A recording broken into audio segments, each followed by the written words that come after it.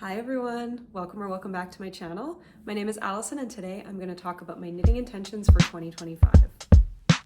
I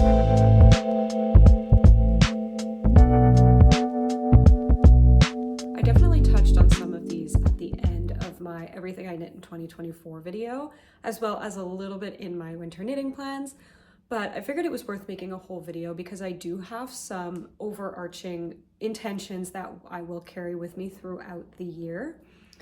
As well as a sort of faux make 9. I have a list of 9 garments that I would love to make this year. Not all of them have a pattern associated with them yet. They're kind of more concepts of garments I'd like to knit this year based on gaps I've found in my wardrobe or just things I've been inspired to knit lately.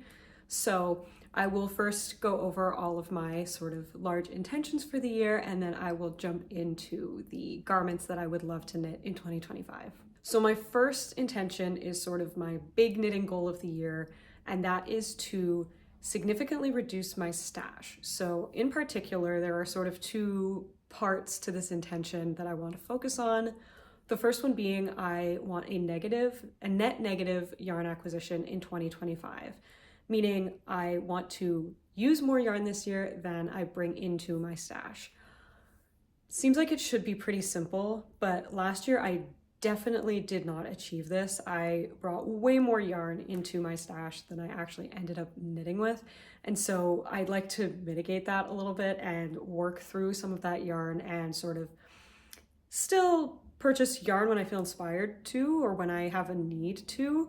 I don't want to limit myself in that way, but I do just want to be a little bit more conscious of what I'm bringing into my stash. And if there's a project that I want to knit, do I already have something in stash that I can use before running, online to purchase yarn right away impulsively for this project. Additionally, because I acquired so much yarn last year, I also want to not only have a net negative this year, but like I said, work through what I already have in my stash. So my goal was to have less than 12,000 meters of yarn still in my stash at the end of this year. When I say 12,000 meters, I'm mostly referring to the sweater quantities that I have.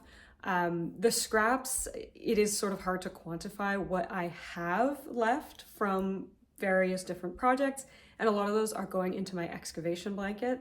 So I'm not too concerned about little scraps or extra balls that I have left over after knitting garments. This is more of the garment and accessory quantities that I have. I would like to reduce the amount of meterage in my stash. 12,000 meters is a lot, but it's not even half of what I have currently in my stash. So it really is sort of like a fire under my ass to get through all of this and make some nice garments. I bought this yarn for a reason, so I have to put it to use. My second intention is just to enjoy my knits a little bit more. I can sometimes get stuck in a trap of knitting something because I want the finished garment, but not necessarily enjoying the process of knitting that garment, or even vice versa. And while I do want the garments that I'm knitting and the things I'm bringing into my wardrobe to serve a purpose and be things that I will wear, I also want to make sure that I am enjoying the process of knitting these things because so much of my time is spent knitting. I should be enjoying it.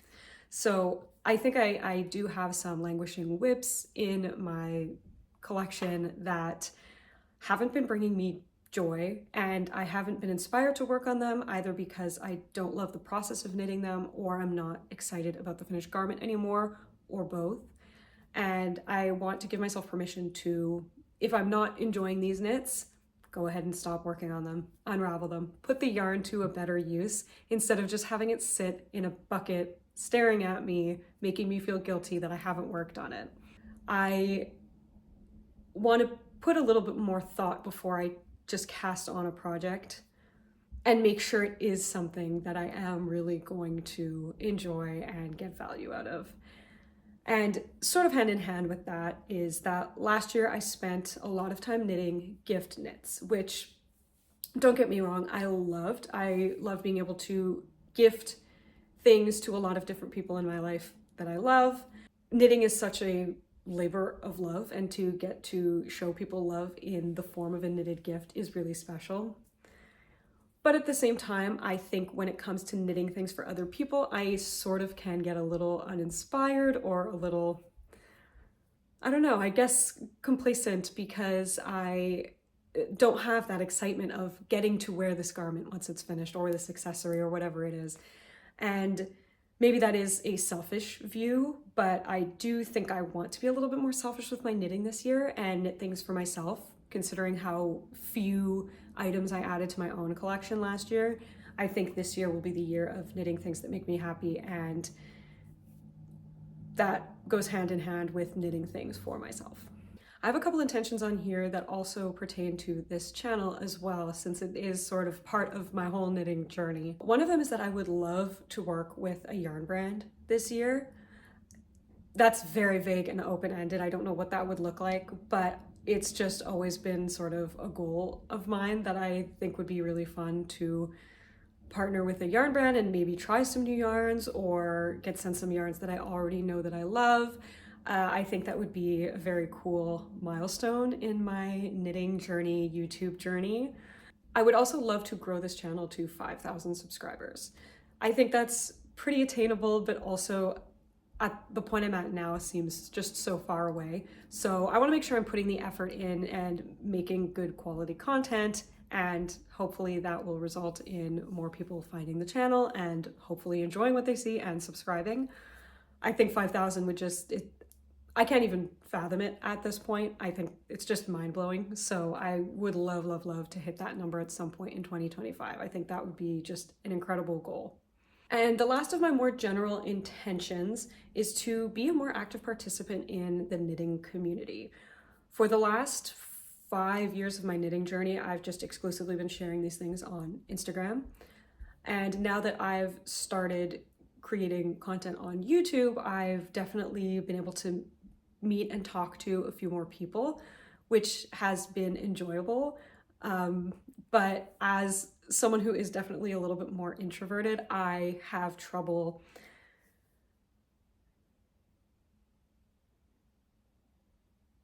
making connections and feeling confident and comfortable speaking with people that I don't know. It can seem very scary, but sometimes I just take a step back and remember that this knitting community is very welcoming, and everyone I've met has been very kind, and I have no reason to be nervous or apprehensive when it comes to being more of an active participant in this community. So something that could look like for me is maybe participating in knit-alongs, which I actually am about to cast on today, a sweater for the Stornoway Squad knit-along that I am very, very excited to do. But yeah, just I think talking to more people, meeting more people, posting more even, that could look like. I maybe making more reels, I don't know, just really kind of immersing myself in the knitting community. I have always loved internet communities where you can meet people from all over the world, all different walks of life that you would not have necessarily had the opportunity to meet otherwise. And you are brought together because of a common interest or hobby. I think that's so wonderful, and I would love to take advantage of that and meet more people and just put myself out there, which is something that is very scary for me, but I think could be an enjoyable thing to do in 2025. I'll jump now into garments that I would like to knit in 2025. So, like I said, I don't have a specific make 9 per se. I know full well that if I were to put together a make 9 of 9 specific patterns to knit this year, I would probably only do 2 or 3 of them, because I know new patterns are going to come out over the course of the year. I'm going to be inspired by different things. Based on what's happening in just life in general, I might change my mind about things that are more practical or less practical for me to own. So everything is sort of tentative, but I have sort of a list of the types of garments that I would like to make myself this year, garments and accessories, I should say. And when it comes to picking specific patterns, that can happen down the line if I do still feel inspired in 5, 6, 7 months to knit some of these items. So the first thing I did touch on in my winter knitting plans, and this will be the only one that has overlap with that video, but I would love to knit myself a matching pair of gloves and a hood. So the patterns that I mentioned in that video are the Simple Knit Hood by Leah Like and the Penny Gloves by Petite Knit. I have knit a pair of penny gloves before for a friend. I loved them. I said I was going to knit myself a pair, and then 2 years gone by and I have not yet knit myself a pair. So I want this to be the winter that I do it. I am the kind of person who goes out without gloves all the time because they're inconvenient, but I also live in Canada, so I do need to have something on my hands for those really, really frigid winter days. So I think the penny gloves could be a nice sort of compromise. I still have something warming my hand and wrist, but my fingers are free to grab my keys from my bag, use my phone, whatever I need to do. And as far as the hood goes, I've knit quite a few hats, but I've never knit a balaclava or a hood, so I think this could be a nice addition to my winter wardrobe. I would love, love, love to make a matching set of these two. I just think it would look so chic with my camel trench coat that I have, my wool coat that I wear when it's cold but not too cold. For this, I would love to pick up some yarn from maybe a new to me brand next weekend when I'm visiting Boston for the weekend. I always love perusing yarn stores when I travel, but I've never actually purchased yarn on a trip. And usually the reason for that is just limited bag space when I'm flying home from wherever I am. But we are driving down to Boston. I'll have plenty of room for whatever yarn I pick up. I don't anticipate picking up a huge amount, just enough to make these winter accessories. But I would absolutely love to see what kind of yarn stores they have and what sort of new yarns I can try. I see this either in a dark foresty green or a burgundy red color, although red is my favorite color. I've knit a ton of red. I probably will never stop knitting items that are red, but I did sort of want to branch out because last year a lot of what I knit was red. Although to be fair, I knit 2 green items last year as well. I think either of these would look really great with my coat that I have, and I'm just kind of open to going and seeing what they have, and if it's not green or red, that's okay too. I don't really have any sort of strict limitations on colors I'd like for my winter accessories because they are small and it'll just be sort of an accent pop of color. I don't mind, you know, a colorful, a neutral, whatever it is. I'll find yarn that I like and then sort of adjust my plans according to whatever color of yarn I've picked. One of my big goals in 2025, like when I was making goals for just my entire year in general, beyond knitting, was to knit a staple cardigan for myself. I have only knit, I think, one cardigan that I actually still wear, and they're just so versatile. I don't know why I haven't. I know why I haven't. I don't want to knit and purl back and forth over and over again. But I think it's definitely worth it for a garment as versatile as a cardigan that you can just throw on over anything. I think you can kind of wear them year round as well. Living in Montreal, we have very, very cold, frigid winters, but we also have very, very hot summers. So a sweater, a wool sweater, is not always the most convenient or practical item to have. But if ever I'm out in the spring, summer, fall, and maybe it's a cooler evening, a cardigan's a great thing to have and just throw on over whatever I'm wearing. The one that was calling to me the most is the Eva cardigan by Petite Knit. And I actually do already have the yarn for this one. So I ordered myself some Peer Gynt in the color Spiced Apple. This will be my first time ever using Peer Gynt, and I'm very excited. Of course, I've heard excellent things. I know a lot of Petite Knit's samples are knit up in Peer Gynt, and it seems to just be a very reliable, durable DK weight yarn. So I say staple cardigan. I wanted something that was kind of versatile, maybe neutral, that will go with everything, and then I went ahead and ordered a pink yarn. but I was inspired by another Eva cardigan that I saw on Ravelry that was knit up in this color, and it was sort of an impulsive purchase. I got the Peer Gynt to knit that.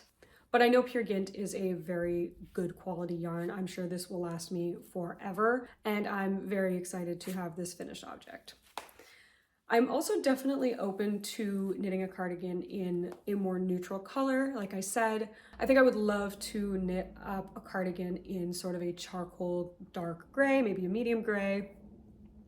One of the ones that I have looked at is the Paul cardigan by Moreka Knit, as well as the Calm Down cardigan by Lily Kate Makes, I believe is what her username is.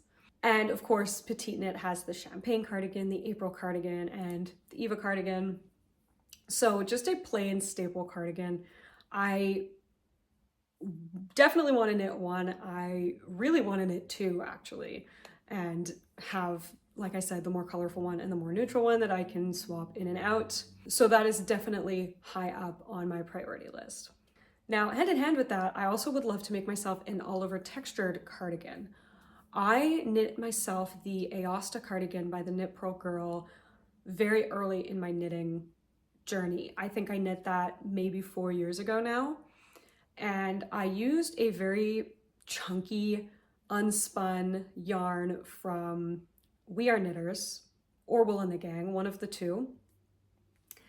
And unfortunately, I don't wear it very much. I find that yarn to be a little bit itchy. I find it to be a little bit bulkier than what I tend to enjoy wearing. But I love the pattern. I love the texture all over. I find it's very visually interesting. It was fun to knit. It was quick to knit because it was very potato chippy in that way. So I would love to have another cardigan similar to that style. One that has been saved on my Instagram for years now that I've always been drawn to and keep coming back to is the Pearl Jacket by Garnuxlicht. I believe that's how you pronounce that. It's just an all over textured V-neck cardigan, and I think it's beautiful, and I definitely would love to knit this. In terms of textured cardigans, it's probably the top one on my list, the first one I will make.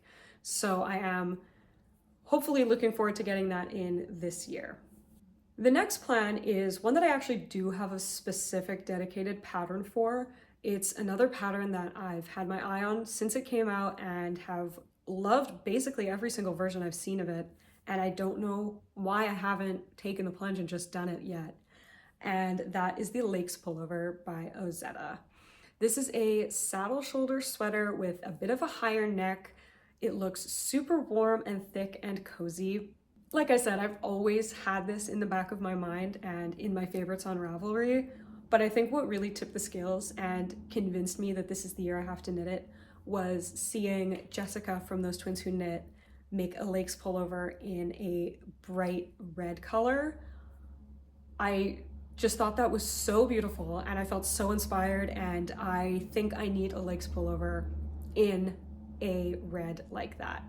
And I know I said I'm trying to branch out from knitting reds, but I've knit a lot of darker kind of berry reds and burgundies in the last year. I don't have any hand knit garment that is just straight up red, like fire truck, lipstick red.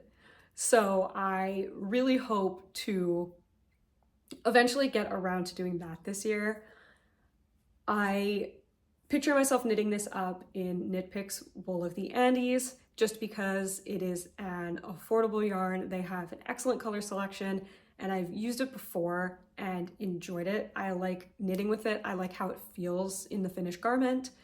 And for a large sweater like that, I know I can get a good quantity of yarn for a good price. So that is definitely very high up on my list. If not this spring, it might be pushed to the fall, but definitely something I will be getting to this year. Another item I'd love to add to my wardrobe this year is a slip-over vest. I'm currently in the process of knitting a standard V-neck sweater vest with buttons down the front, the Burgos vest, but I would love to have a slip-over that I can wear sort of as a vest over shirts if I would like to, but also as just a top, which again, probably not the most practical for the hot summers we have. I either want something that's going to cover my whole body or not at all. But I think these just look so chic. I mentioned in my winter knitting plans video that I have a friend who wore one of these not long ago to an event, and I thought she looked so great, so I immediately added that to my list. The one that I've kind of been looking at the most at this point is the Friday Slipover by Petite Knit, the one with the higher neck, so not the V-neck one. I just love how relaxed and casual that looks. I would probably knit this up also in like a charcoaly, maybe a medium gray color, just something neutral that I can easily pair with other items that I already have in my wardrobe. I think if I like the style and fit of that, I'm definitely open to knitting one in a more bold color, because I am sort of trying to inject more color into my wardrobe as well. But I definitely want to at least knit the gray Friday Slipover this year. My next one is kind of fun, maybe impractical, but like I said at the start of the video, I think I want my garments to be practical and things that I will wear, but I do also want them to be fun to knit and things that will excite me. So the placeholder I have in my list is just statement piece. I do have a few sort of ideas underneath it. Rebecca from Hip Knit Hooray made herself a bolero in 2024. I believe it was called the Barco Bolero, and it just looks so cool. Again, Canadian weather, it's maybe not the most practical thing. Maybe if I wore my slipover with my bolero, then I would have a full sweater. But I just think it's cool and trendy looking and sort of different and unexpected. The pattern I was looking at was the Mist Sleeves by Garnachtslicht, which is definitely like a lighter bolero. I think this is knit up in just mohair. So I would maybe make it in a fingering wool if I wanted something a little bit warmer, or I would just go full mohair. We'll see. Like I said, really not too practical, but just something that's kind of fun. Another idea I had for statement piece is maybe like a meshy top for the summer. On really hot days, I exclusively wear tank tops. I can't have my shoulders covered. I get way too hot way too quickly. So if I were to knit myself a summer top that wasn't a tank top, I think something that was mesh and a little bit more breathable would be a great option for me. So I know Rose Knitwear has a few cool meshy looking patterns. James N. Watts is another designer who I've seen has some really cool mesh summer tops. You can just use to throw over a bathing suit or over a bright colored bra to go out in the summer. I just think that would be really fun and different from what I usually knit, and that's sort of the point. So I think either of those options could be exciting. Who knows, maybe I would do both. If I really enjoyed having a statement piece, I'd knit more. But those are kind of the main ideas I have right now for statement knits. Speaking of summer knits, I would also love to make a halter style tank top this year. So I knit myself the mini mock neck tank by Jessie May Designs last year, and I loved it. I love a high neck tank top that is a little bit more cropped in the body. I think it's a flattering style on me and it's just comfortable. So I would love to knit myself another similar but different top in that sort of style.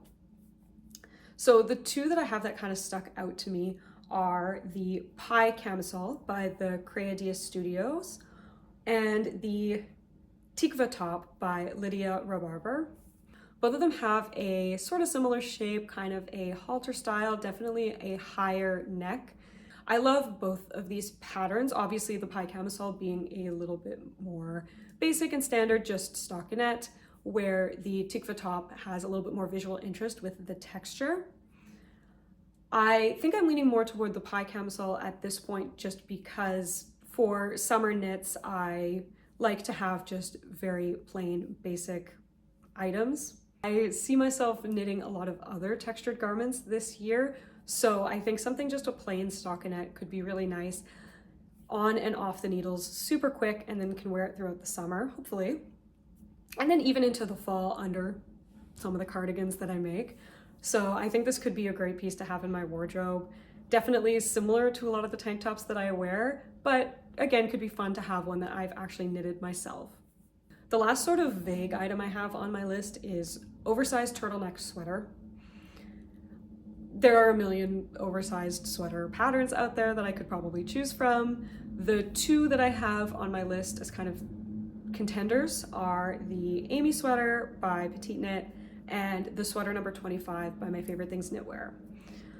The main sort of fit difference between these two being that the former, the Amy sweater, is a raglan, and the latter, the My Favorite Things Knitwear sweater number 25, is a drop shoulder.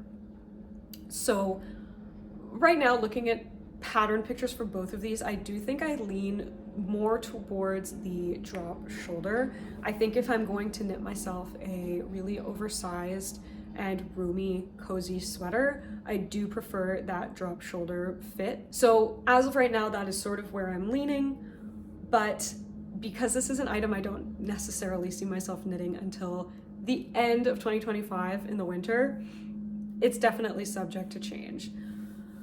I don't really have any idea of what color I would love to knit this in. Coincidentally, both of the sample photos for these knits, the designers knit up in like a limey sort of like almost brat green color, which I love. I've knitted myself winter accessories in those colors last year. So I'm definitely open to something like that, or even just any kind of other fun color. Maybe a color I haven't knit with before, like a deep eggplant purple could be really fun. I really could go in any direction with the color. Again, something that will be decided down the line, but I've seen so many people knit oversized turtleneck sweaters lately, and I just am so envious because they look so cozy. So it's absolutely something I want to add to my goals. I've never actually knitted a turtleneck. I have made a couple mock necks. I made the Louvre sweater by Petite Knit, as well as the Lumi sweater by Sari Nordlund, which does come up higher. And actually my Ingrid sweater as well by Petite Knit is a mock neck, but I've not yet knit a full fold over 2x2 rib chunky turtleneck. So a fun new addition to my knitted wardrobe, and I'm sure would be super cozy and great to wear in Januaries like this one where it's just been brutally cold the whole month. So definitely something that I need and will use. The very last item on my list is specific, and it's sort of my biggest knitting goal of the year. If I knit nothing else on the list aside from this, I will still be pleased.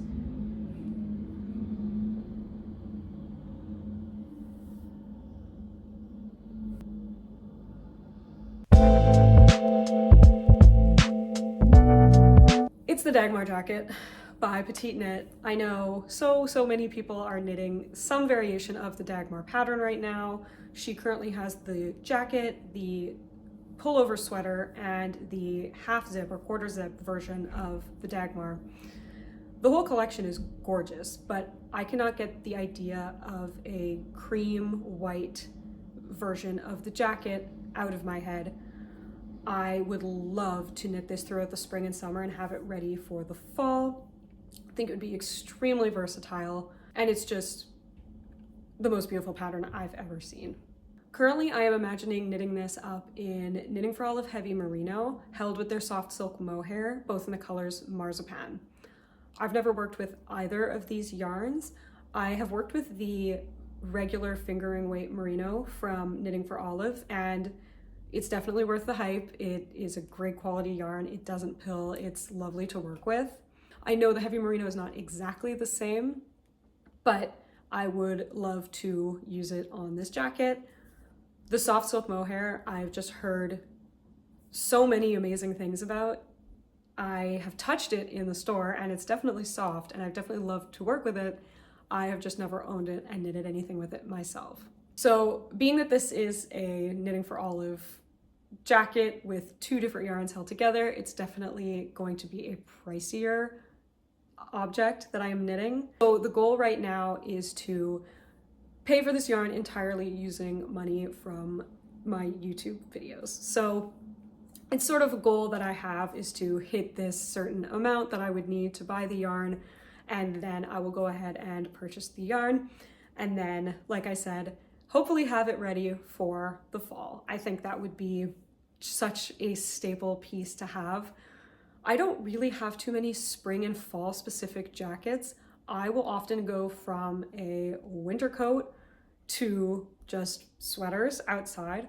So having a more transitional piece like this, I think would be really handy, really great, really versatile, like I said. In a neutral kind of creamy color, you can pair this with anything, any color bottoms, any shirt underneath. So it is something I'm so looking forward to making. I can't stop looking at photos of the Dagmar jacket on Instagram and all the different versions that people have made in different colors. I also toyed with the idea of knitting this up in a brown, which I think could be equally versatile, equally beautiful, but part of me just can't get the cream white version out of my head. So again, definitely subject to change, but I do think it will be a white Dagmar jacket, and I am so excited to purchase that yarn and get started on that whenever I can. So that is it for my 2025 intentions and plans. I know it was a little bit vague and maybe chaotic, but these are sort of just the things that I would love to knit this year.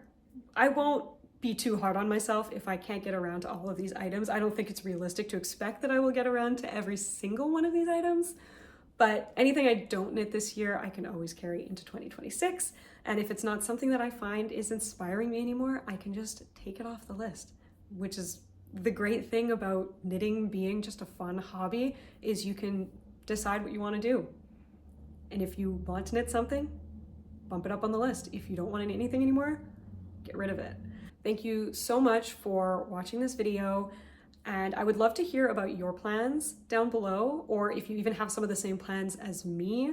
I will definitely be updating in future podcast episodes and on my Instagram when I get around to some of these projects. I also am pretty good at keeping my Ravelry up to date, so if you want to follow me on any of those places, feel free to. They will also be linked in the description. And thank you again for tuning in. I'm very happy to have you here, and I will see you again, hopefully very soon, for my next podcast episode. Bye, everyone.